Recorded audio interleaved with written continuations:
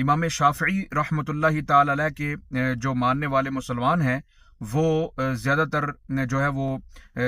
یہ Thai land, Indonesia, Malaysia, ان جیسے ممالک کے اندر جو ہیں وہ پائے جاتے ہیں۔ امام مالک رحمۃ اللہ تعالیٰ کے جو تقلید کرنے والے مسلمان ہیں وہ زیادہ تر جو ہیں وہ جزائر، تیونس اور مغربی ممالک کے اندر جو ہیں وہ پائے جاتے ہیں، عرب سمیت۔ اور امام احمد بن حنبل رحمۃ اللہ تعالیٰ کے جو فقہ کی پیروی کرنے والے مسلمان ہیں وہ سعودی عربیہ اور دیگر عرب ممالک کے اندر جو ہیں وہ پائے جاتے ہیں۔ اور آخر میں امام اعظم ابو حنیفہ رحمہ اللہ جو ہیں